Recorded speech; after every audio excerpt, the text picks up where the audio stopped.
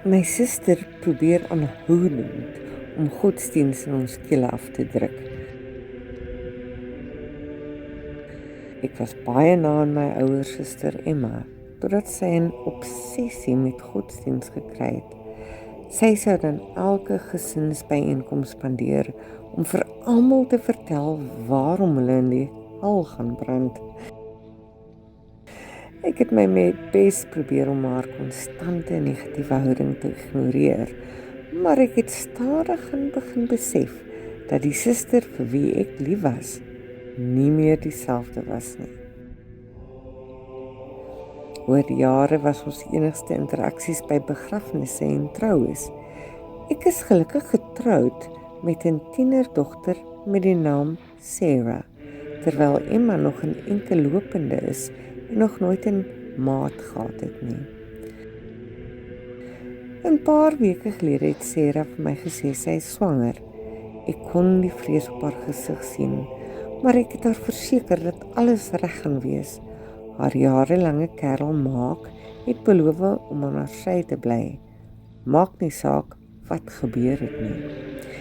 Ek het ons hele gesin genooi en kon die vreugde op almal se gesigte sien toe Sarah haar blye nuus gedeel het. My kakebeen het feitelik die vloer getref toe Emma Sarah 'n hoer begin noem het en dat sy en haar bastardkind in die hel sou beland. Ek het na Sarah toe gemarseer en sentimeter van haar gesig afgestaan en haar daaraan herinner dat sy 'n kind gehad het toe sy 19 was. Sy het doodsbleek geword voordat sy snikkend uit die huis gehardloop het.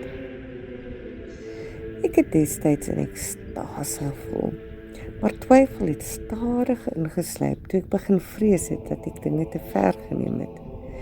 Ek onthou hoe stel sy was toe ons ouers haar gedwing het om die pasgebore baba vir aanneming af te gee, terwyl hulle geweier het om die naam van die vader te deel. Die volgende dag het ek na haar huis gegaan om verskoning te vra. Ek het geweet iets is fout die oomblik toe ek aankom, want haar voordeur was op 'n kier. Ek het dit oopgedruk en begin huil toe ek haar liggaam aan die leuning sien hang. Dit het my amper 'n uur geneem om my kalmte te herwin voordat ek daar geslaag het om die polisie te bel. Ek het daar gestaan en wag vir die polisie om op te daag toe ek 'n stuk papier sien wat aan haar trui vasgespeld is. Ek het versigtig verwyder en haar selfmoordbrief probeer begin lees. Ek wens nou dat ek die aaklige woorde wat ek gister vir haar gesê het kon terugneem, terwyl ek uiteindelik weet hoekom my ouers vasbeslote was om van die baba ontslae te raak en hoekom my suster opgehou het om met ons pa te praat.